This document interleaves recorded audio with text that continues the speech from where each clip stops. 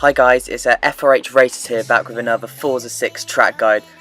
Lol JK, I'm only joking. Gobbo's back once again, and we're going to jump straight into this lap of Kota at USA for the Bprl Season 4, 15th round of the season. And as you can see, we've completely bollocks that apex up. We're about a mile away from it, and we've lost about 2 tenths there. But we're going to go down the hill anyway, towards the S's. And once again, we're going to get a massive snap of oversteer, and we're going to completely throw away the lap. But I had to stick with it because it was the only lap I was going to set in qualifying. So we're basically 1.2 seconds down on Sinan's time through the first sector alone, on the same compound of tyres as him, which is pretty poor. But as I said, I stuck with the lap because I had my teammate waiting for me to give me a nice bit of slipstream. And I have to admit, if it wasn't for this slipstream now, I reckon I would have been probably at the back of the grid because the rest of the lap was that poor. So as you can see, I'm getting a really nice tow down the straight, starting to close in on them as I'm going to get up to 215 miles an hour, I think, braking down just before 100 metre board into this left-hander. Then I'm going to short shift up to third and up to fourth. Not going to get up to fifth gear before this right-hander, and then I'm going to short shift again up to fifth gear, and then I'm probably going to short shift again out of this one because they were literally traction hell for me. That corner and the uphill left-hander before you go down towards the hairpin were pretty poor. So we've gone through the quadruple right-hander and through that left-hander, and we're going to come through the final corner and set a lap of 1:38.787, which was 1.8 seconds off eventual pole time, I think. And this is just a clip of me on a different set of tyres waiting up for Callum to give him a slipstream. So as you can see, we're going down the straight. He's closing in a lot on me. I imagine he's going to be going like 500 miles an hour, something fucking ridiculous like that, as he breaks down into the hairpin. And I think that lap put him 6th on the grid, 5th or 6th on the grid, so basically just behind all the quali merchants. So yep, we've got 3 lights, 4 lights, 5 lights, and it's WAG 1, and away we dank. And Matteo's had a pretty poor start. I think he's held up George to his right, so we're probably going to take both of those two up towards turn 1. So we can see the whole track ahead of us. We're just going to go slightly cautiously through here, make sure we don't make massive contact. But George has got back round us, and he's spun Luke somehow. I think that was just the contact model. So anyway, we're up to 9th place, which was a pretty decent first corner for us. And we're just going to go through these S's now, just see what happens in front of us. And Millsy has taken absolutely no prisoners. He's forced both Callums out wide, including my teammate and his teammate, so we're going to nab both of those positions, and now we're up to 7th, which was pretty decent for me. But I can tell you right about now, I think breaking into the hairpin, on my teammate's screen I had a tiny little lag spike and I hit him, or at least I went back into him, and it lost him a load of his end plate. So that was a bit of a shame for him, but anyway, so we're going to stick on board with lap 1, and I think as you saw in the mirrors and when I looked behind, Josh Bond absolutely dive bombs the fuck out of the hairpin and gains like 3 positions, but he's pulled that off pretty cleanly, so fair play. So I think ahead George has overtaken Mills as well, so he's up to 5th place. And yeah, basically just going to talk about this part of the track, which I absolutely hated. Especially later in the race, you're going to see me short shifting the fuck out of it, like getting up to 4th and 5th gear as soon as possible, because I just couldn't handle the lack of traction in that kind of section of the track. But anyway, pretty decent lap 1, started 12th and up to 7th, so I couldn't really ask for more. I've kept my nose completely clean, which is something which couldn't be said for every single race I've done this season, so definitely a good start. And now we're going to cut to lap 2. Just about to find out why we cut to lap 2 any second. Oh yeah, no, this is the lap which Callum pits from behind us. So you see, as it says there, teammate is in the pits. So he decided the front wing damage was too much. He was losing too much time each lap. So he went into the pits, went for some mediums and just went on a really long stint. And I think he put on the super softs at the end. So it was a bit of a shame for him. Obviously, because he qualified quite well, he could have been up there in the race with us, but he does end up managing to score a point at the end of the race, so it was a decent comeback for him. So we're now on to lap 5, and just going to go through this long right-hander. Does seem to take forever, and it knackers out your front left. So Oh yeah, okay, I see. So basically, we had started to close in on all the leaders in front, and Connor has pitted on the end of lap 5 from Supersofts. So he's at this point, I was thinking he's not in contention to be one of the people I'm going to be racing, because he's just pitted too early for the 2-stop to really have any effect against my 1-stop. And then Saban has pitted the next lap, so I was thinking that's kind of more the 2-stop pitting range. I thought that Saban maybe pitted. I mean, I wasn't that worried about them because I thought I'd had them covered off, but as you can see as you will see towards the end of the race, that was not quite the case. So we're going to stick on board with myself on a slight cut there, completely ignore that, and we're on lap 7, and we're starting to close in on Millsy through the SS section of Sector 1. So we're only 7 tenths behind it, and we get a massive scare there. I can tell you, I literally shat myself as he lagged back towards me, or maybe that was me lagging towards him, but yeah, my car ended up very close to his. It was a bit of a scary moment, but we're going to come right down into the hairpin now. He's taken a very deep line, so he's going to get a slightly better exit. And at this point, since I was so close to him, I was just asking him down the mic, mate, where am I? Am I still behind your car? Because the lobby had been a little bit laggy up to this point. But we're going to go down the outside of Millsy, having a few flashbacks to Singapore here, where I couldn't get past him at all. And once again, I'm going to concede that outside line. I didn't really think there was any point trying to go around the outside. But we're going to stick very close to him through the Mickey Mouse section, and then we are going to pin it up his inside. Boom! Job done. Or is it? I don't think so, because Millsy's going to be coming up our inside, but no, I think we're going to have that one sorted out. So, pretty decent overtake on Millsy. Fair play to him as well, for absolutely no contact through there. I know it can be quite a tricky section of the track to go too wide in. But yeah, so we're now up to 4th place. And I think that's going to become 3rd, because Sam has pitted on the end of lap 7. So he was the furthest ahead of all the 2-stop runners. So we're going to see towards the end of the race where that will shake out towards the end. I think, yeah, if you look at the mini-map now, you've got George in turn 1, and then in turn 2, going through turn 2 now is Sinan, who is absolutely fucked off in the distance. It's only lap 9, so at this point it was fair to say he's got the win covered off.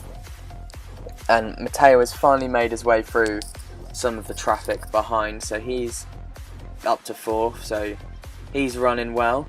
And at this point it was just a case of getting to keeping these tyres, but also keeping consistent, and that is exactly not what I want to do. That is the least favourite corner on this track, if not the game, because the traction is a bitch. I know that the people with medium traction can basically floor it and they'll be okay, but we have to short shift the fuck out of it up to 5th, and even then I got a massive snap. But we're going to stick behind Matteo and try and get in his slipstream, but he was still behind at the detection point, so he's going to get his DRS, he's going to slam that fucker open, and on this occasion we're not going to be able to fight that position because he just had too much straight line speed on us. So now we're going to skip ahead to lap 12, and finally I think Sam has caught up behind us, so he's on his middle stint on the soft tyres. And oh, I've just realised this is the first commentary I'm doing not from the toilet. So yeah, well done to me. There's probably less echo actually. I don't know. But yeah, this was a theme of a race actually. You'll find this happens later on. Every time I had a lot of the time when I had a driver trying to overtake behind, luckily I had Matteo in front of me giving me DRS. So as much as I think me and Matteo were running an identical wing level, but everyone else who seemed to come up behind me just couldn't get past because I had decent straight line speed anyway. So again, Sam's going to try and probably slipstream us down the straight and go for a move up the inside, but because I have the DRS from Matteo, he's not going to get close enough to be able to challenge into turn 1. So that's pretty decent. I know Matteo was very happy with me at this point because I was keeping Sam behind. And just as I say that, Matteo completely bottles the first part of the SS section and is holding me and Sam up a treat. But as you can see by the delta, we're finally starting to lose time on these softs. So it was basically I can tell you now, this is a lap we do pit. So it was like the opportune moment to come into the pits. and I couldn't be happier pitting from 3rd place, because, oh, little cut there, we're going to completely ignore that, don't really think it gains us any time. But yeah, as I was saying, I was just really happy with this race that I managed to keep my nose clean and like not really make that many big mistakes. I had that little one where I got the snap of oversteer and Matteo got through, but other than that, it's not really been an issue. So yeah, we're going to stick with this lap, and obviously you can't hear, but if I kept the original audio in, it would, at this point, it would basically be me screaming that I have no grip at all and that I have no traction. And but yeah, we're still keeping Sam behind us, and I can imagine he's probably getting quite annoyed because his championship rival Sinan is just streaking clear in the distance. And Matteo's gone slightly wide there, but that was just lagged, proving the lobby was a little bit laggy. And we're both going to come into the pits, and George is also going to pit on this lap, as well as I think Jay pitted on the same lap as us as well. So we're going to come along the pit lane, and as I suspected, we're going to jump George and Matteo, purely because our garage is much earlier on in the pit lane, so they're going to have to, their engineer's going to have to hold them up for us. I think George also had a front wing change to do, so yeah, that was pretty decent.